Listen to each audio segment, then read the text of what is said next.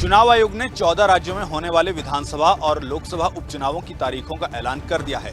30 अक्टूबर को चुनाव होंगे और 2 नवंबर को नतीजे आएंगे।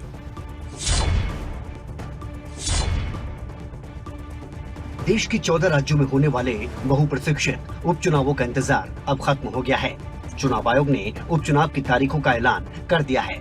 30 अक्टूबर को कुल 3 लोकसभा सीटों और 30 विधानसभा सीटों पर उपचुनाव होने हैं। इन सीटों पर परिणाम 2 नवंबर को आएंगे। जिन 3 लोकसभा सीटों पर उपचुनाव होने हैं उनमें दादरा और नगर हवेली, हिमाचल प्रदेश की मंडी और मध्य प्रदेश की खंडवा सीट है। इसके अलावा मध्य प्रदेश, असम, आंध्र प्रदेश, महाराष्ट्र और पश्चिम बंगाल सहित कुल 13 राज्यों में विधानसभा सीटों पर उपचुनाव होने हैं। असम की 5 सीटों पर उपचुनाव होंगे, जबकि पश्चिम बंगाल की 4, मेघालय, मध्य प्रदेश और हिमाचल प्रदेश की 3-3 सीटों पर उपचुनाव होने हैं। इसके अलावा राजस्थान, बिहार और कर्नाटक की 2-2 सीटों पर उपचुनाव होंगे। वहीं मिजोरम, तेलंगाना, नागालैंड, महाराष्ट्र, आंध्र प्रदेश और हरियाणा की 1 सीट पर उपचुनाव होंगे।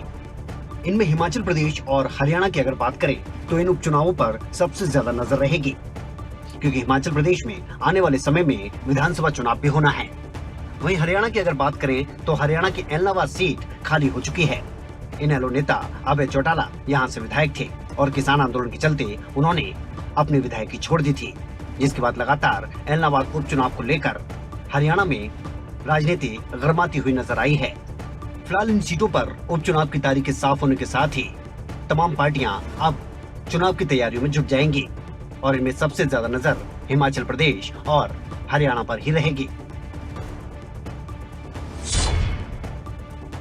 आपको बता दें, हरियाणा की 1 विधानसभा सीट और हिमाचल की 3 विधानसभा सीटों के साथ 1 लोकसभा सीट पर मतदान होना है और जिसके लिए सियासत अब तेज हो गई है। चुनाव को लेकर जेजेपी की किस तरह से रणनीति रहेगी, हमारे साथ जेजेपी के नेता अजय सिंह चौटाला जी हैं। अजय जी, चुनाव डिक्लेयर हो गए हैं, किस तरह से अब आगे रणनीति बनाई जाएगी? हम और भारतीय जनता पार्टी मिलकर के इस चुनाव को लड़ेंगे और हमारे सहयोगी दल से विचार विमर्श करके इस पर निर्णय करेंगे जल्दी। क्या इलाहाबाद अब तैयारी की जाएगी आपकी तरफ से इलाहाबाद की जनता से मिलने की, वहाँ के वोटर्स की नब्ज टटोलेंगे अब? बिल्कुल बिल्कुल, सबसे पहले तो वहाँ के कार्यकर्ताओं को बुला करके उनसे विचार विमर्श करेंगे और फिर फील्ड में जाएंगे। क्या लगता है कि इस बार जिस तरह से इनेलो की तरफ से दावा किया जाता है कि वो सीट इनेलो की गढ़ माना जाता है, क्या इस बार आप जेजेपी और जो आपकी सहयोगी बीजेपी है, क्या उस गढ़ को ध्वस्त कर पाएंगे आप लोग? प्रजातंत्र में गढ़ किसी के नहीं है, गढ़ जनता जनार्दन के हैं और फैसला जनता जनार्दन को करना है। चुनाव तो राजाओं के टाइम पे हुआ करते थे, राजाओं के हुआ करते थे, गढ़ थोड़े हैं आजकल किसी के। जेजेपी की अजय सिंह जी क्या इच्छा है कि वहाँ चुनाव लड़ा जाए? क्या आपकी तरफ से, क्या आपके जो समर्थक हैं वो चाह रहे हैं कि जेजेपी मिलकर के चुनाव लड़ने की बात कर रहे हैं? तो इच्छा तो बाद की चीज़ है, इच्छा तो हर राजनीतिक दल की होती है और बात करके सहयोगी से इस पर फैसला लेंगे। क्या अभय सिंह चौटाला की तरफ से ये कहा गया कि आईएनएलडी का वहाँ पर हमेशा जीतती आई है और वहाँ के वोटर्स का इस तरह से मेरे साथ प्रेम प्यार है कि अगर मैं वोट भी मांगने ना जाऊँ तो वहाँ के वोटर आईएनएलडी को जिता देंगे? आप क्या कहेंगे इस पर? प्रजातंत्र में ये अधिकार ना मेरे को है, ना अभय सिंह चौटाला जी को है, वहाँ के जागरूक मतदाताओं को है। और अगर उनको इतना गुमान है तो वो फील्ड में ना जाएं। फिर जीत को लेकर आश्वस्त होंगे? क्या गठबंधन की जीत होगी? गठबंधन का जो भी प्रत्याशी होगा, क्या उसकी जीत होगी? निश्चित तौर पर। तो बिल्कुल चुनाव डिक्लेयर हो गए हैं और अजय सिंह चौटाला का कहना है कि भाजपा और जेजेपी के जो गठबंधन के जो भी नेता हैं उनके साथ बैठक होगी और उसके बाद तय किया जाएगा कि चुनावी मैदान में कौन जीतेगा। साथ ही साथ उन्होंने आईएनएलडी पर भी पलटवार किया है। हरियाणा और पंजाब के बीच विधानसभा भवन में हिस्सा लेने को लेकर विवाद चल रहा है। हरियाणा को इसमें बड़ी कामयाबी मिली है। चंडीगढ़ प्रशासन के साथ हुई बैठक में विधानसभा भवन की पैमाइश करने पर सहमति बनी है। हरियाणा को विधानसभा भवन में पूरा हिस्सा मिलने की कवायद में बड़ी कामयाबी मिली है। चंडीगढ़ प्रशासन ने पंजाब और हरियाणा विधानसभा के वरिष्ठ अधिकारियों के साथ बैठक की। चंडीगढ़ प्रशासन ने हरियाणा की ओर से पेश किए गए तथ्यों को सही माना। पूरे विधान भवन की नए सिरे से पैमाइश करवाने का फैसला लिया गया। विधानसभा अध्यक्ष ज्ञानचंद गुप्ता ने पंजाब के राज्यपाल और यूटी चंडीगढ़ के प्रशासन बनवारी लाल पुरोहित को एक एक तथ्य की बारीकी से जानकारी दी। इस दौरान चंडीगढ़ प्रशासन ने हरियाणा विधानसभा के नए भवन के लिए 10 एकड़ भूमि दिलवाने पर सहमति जताई है। काफ़ी लंबे समय से हम इस बात का प्रयास कर रहे थे कि पंजाब, हरियाणा और चंडीगढ़ के अधिकारियों की बैठक जो विधानसभा भवन में हमारा हिस्सा है, जो अभी भी पंजाब के पास है, उस हिस्से को लेने के लिए मैंने आदरणीय स्पीकर साहब से जो पंजाब के, उनसे मुलाकात की। उसके पश्चात विधानसभा के अंदर यूनानिमस रेजोल्यूशन हुआ और उसके पश्चात एक ऑल पार्टी डेलीगेशन पंजाब के गवर्नर तथा चंडीगढ़ के प्रशासक उस समय के, उनसे मिला था। जो नया विधानसभा भवन बनने के लिए हमारा प्रयास है, उसके बारे में भी जानकारी दी है। और दूसरा जो बकाया हिस्सा हमारा पंजाब के पास है, वो हिस्सा भी हमें मिले, इस बात को लेकर भी मैंने उनसे चर्चा की है। और मुझे बड़ी खुशी है कि उन्होंने बड़ा एक पॉजिटिव रिस्पांस दिया है। बैठक के दौरान दोनों राज्यों में हुए बंटवारे और वर्तमान में उनके पास जगह का आकलन करने के लिए 3 इंजीनियर की कमेटी गठित की गई। ये कमेटी आज की वास्तविक स्थिति का मूल्यांकन करेगी। हरियाणा पंजाब विधानसभा के शेयर को लेकर 1 महीने में अपनी रिपोर्ट भी देगी। चंडीगढ़ प्रशासन के अधिकारी हरियाणा की इन दलीलों से पूरी तरह से सहमत दिखे। अब हरियाणा की मांग पर चंडीगढ़ प्रशासन ने पूरे विधान भवन की पैमाइश करवाने का फैसला लिया है। पैमाइश में ये पता लग सकेगा कि 17 अक्टूबर 1966 की बैठक में हुए फैसले के अनुसार हरियाणा की जो हिस्सेदारी तय की गई थी, वो उसके पास पूरी है भी या फिर नहीं। हरियाणा पंजाब विधानसभा के बंटवारे को लेकर लंबे समय से विवाद चल रहा है, जिसमें विधानसभा अध्यक्ष ज्ञानचंद गुप्ता को बड़ी सफलता मिली है। यूपीएससी में शानदार प्रदर्शन करने वाली यमुनानगर की सीटीएम निशा यादव का जोरदार स्वागत हुआ। निशा यादव अपने काबिलियत के बल पर एचसीएस से आईएएस बन गई है।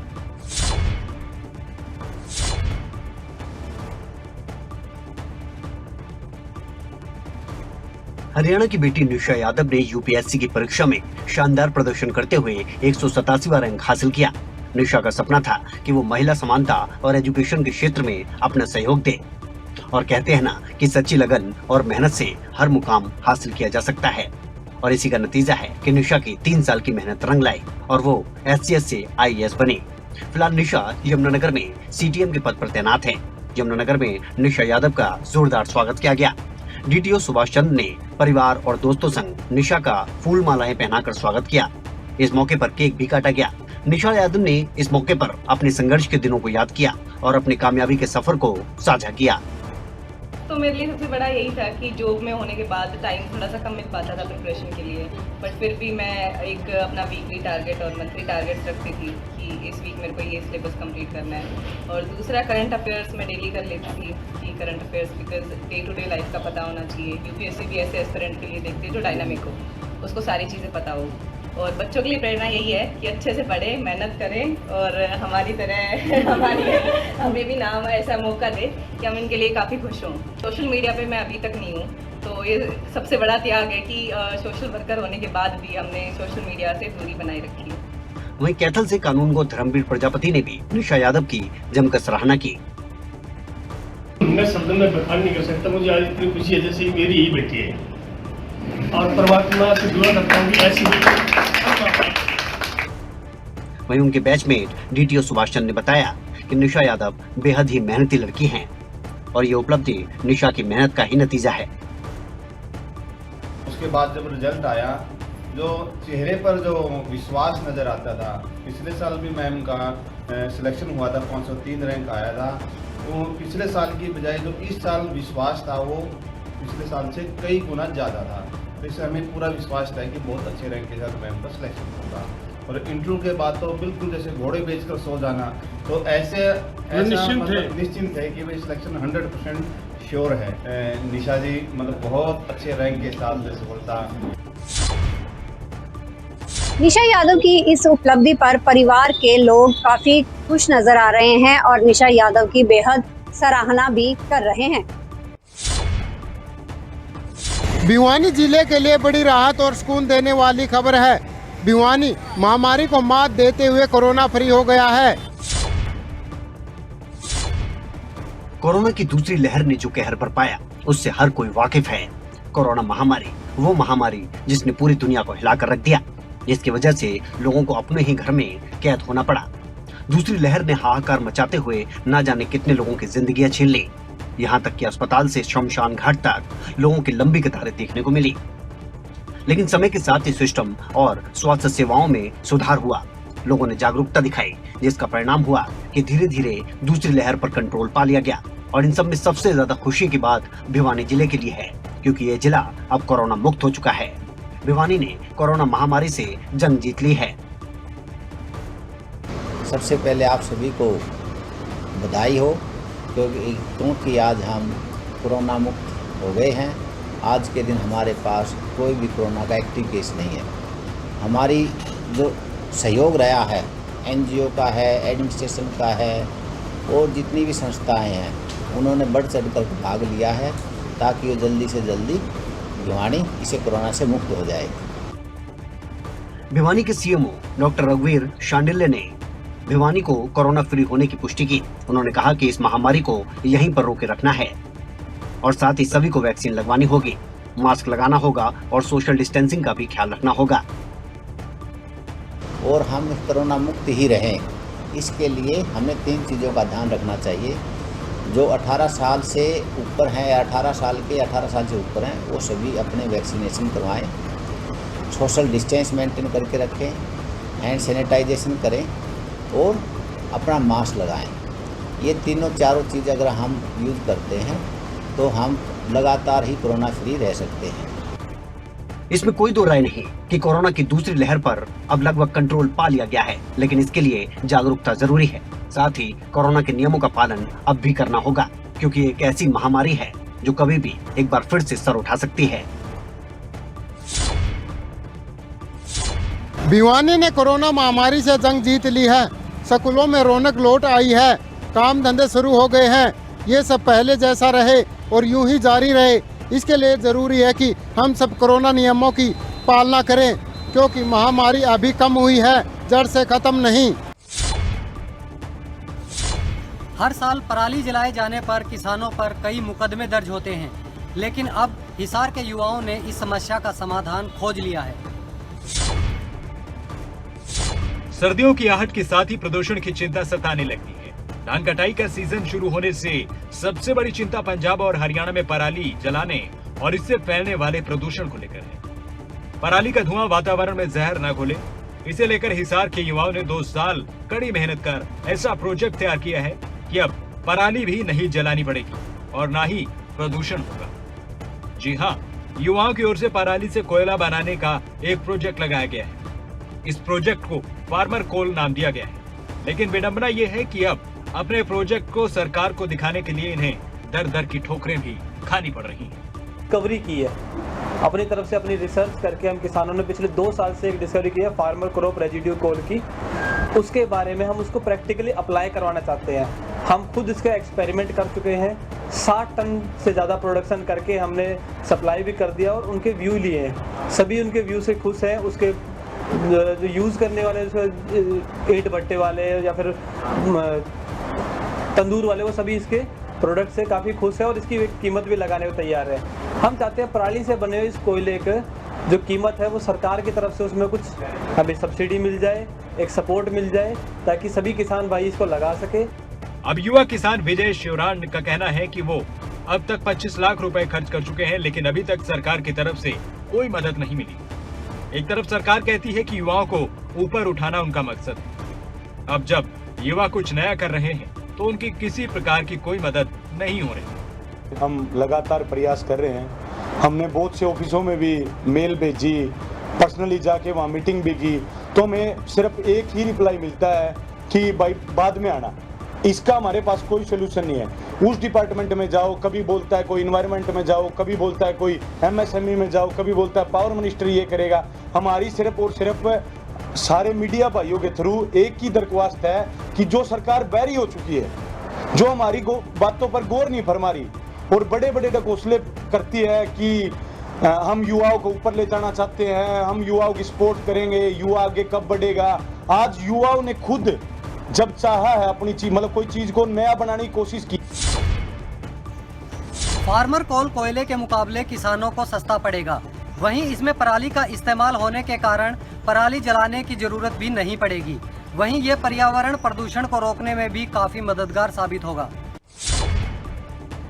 हम आपको कुछ तस्वीरें दिखाना चाहते हैं जिससे ये साफ अंदाजा हो जाएगा कि प्रदेश में बेरोजगारी किस हद तक फैली हुई है। युवाओं में सरकारी नौकरी की होड़ लगी हुई है, लेकिन कुछ सरकारी नौकरी से ही क्या बेरोजगारी खत्म हो पाएगी? देखिए हमारी खास रिपोर्ट।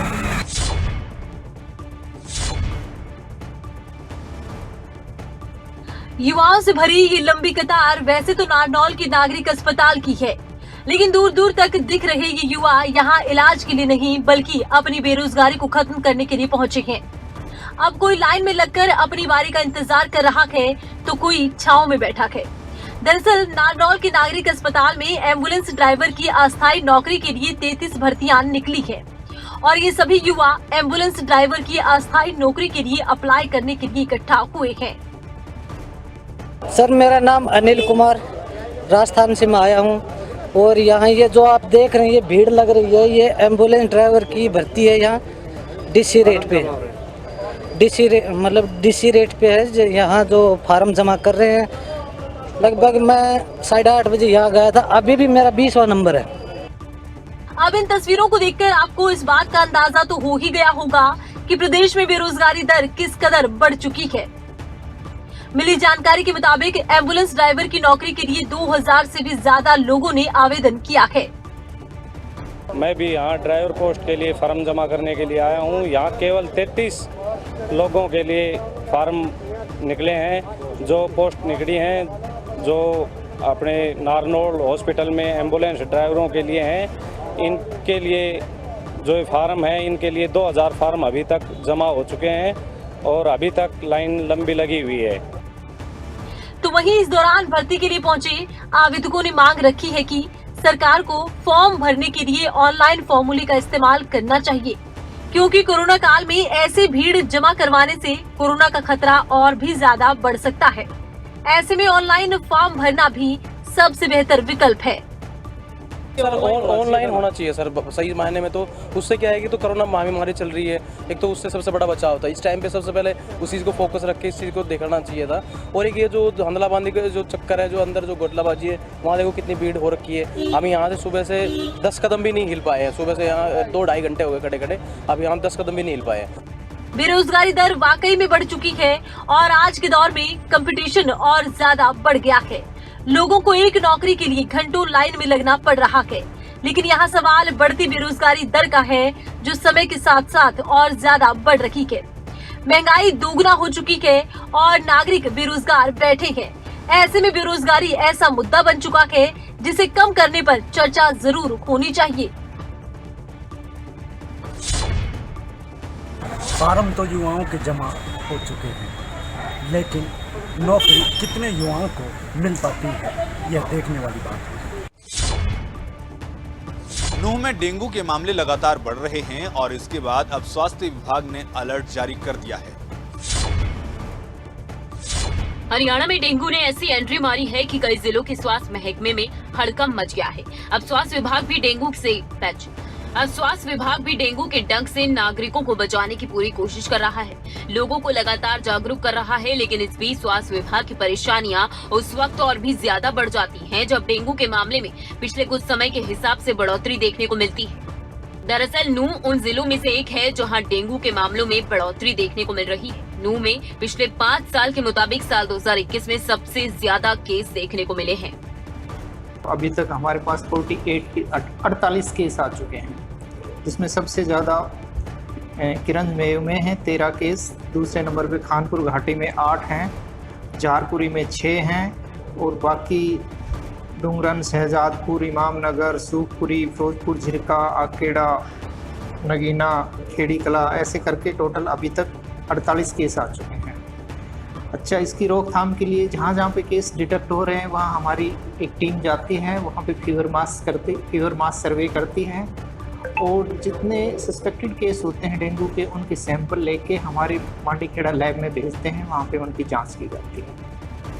स्वास्थ्य विभाग ने अलर्ट जारी करते हुए जिले में अपनी सक्रियता भी बढ़ा दी है, लेकिन यहाँ बात सिर्फ डेंगू की नहीं है, क्योंकि कहर तो वायरल फीवर ने खूब बरपाया है। क्योंकि स्वास्थ्य विभाग के मुताबिक नूह में 8 लोगों की मौत बुखार से हो चुकी है। आजकल जो वायरल फीवर का प्रकोप चल रहा है, इसको लेके हमारी स्वास्थ्य विभाग के 75 कर्मचारी जो MPHW मेल हैं उनको फील्ड में ही लगा रखा है।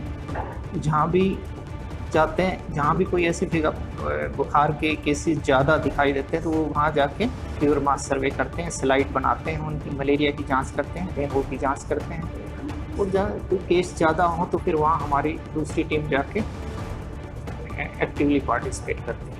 अभी तक हमारे पास 8 मौतें हुई हैं, लेकिन उनमें कोई कंफर्म ऐसा सबूत नहीं मिला है कि ये डेंगू से हुई। सस्पेक्टेड डेथ है वो सारी फीवर के कारण। अभी तक 8 डेथ हो चुकी है। आपको बता दें, स्वास्थ्य विभाग ने 75 कर्मचारियों को टीम में शामिल किया है। ये टीमें गांव में जाकर स्प्रे कर रही हैं, लोगों को साफ सफाई के लिए जागरूक कर रही हैं। तो वहीं जिन लोगों में बुखार की शिकायतें बताई जा रही हैं, टीम उनकी तुरंत जांच कर रही है। साथ ही मच्छरों से बचाव के लिए भी नागरिकों को जागरूक कर रही है। आपको बता दें कि नूह में हाल ही में डेंगू के कई मामले सामने आ चुके हैं। अब देखना ये होगा कि स्वास्थ्य विभाग इससे किस तरह से निपटता है। जींद में एक सड़क हादसा सामने आया है। इस हादसे में 5 लोगों को गंभीर चोटें पहुंची है, तो वहीं हादसे की सारी तस्वीर CCTV में कैद हो गई है।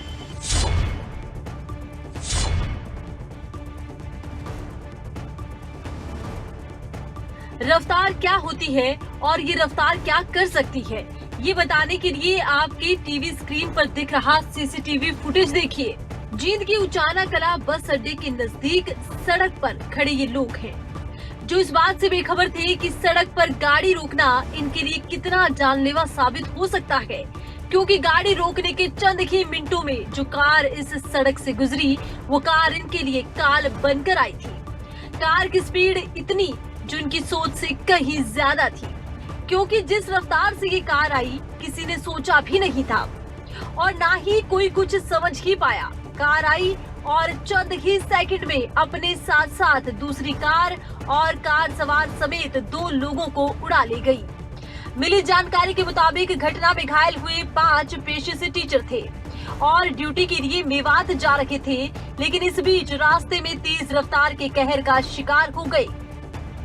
ऐसा है, सुबह 6 बजे 6:15 बजे तकरीबन यहाँ उचाना के 4-5 टीचर थे जो मेवात में उनकी पोस्टिंग थी। वो अपना गाड़ी में बैठने की तैयारी कर रहे थे।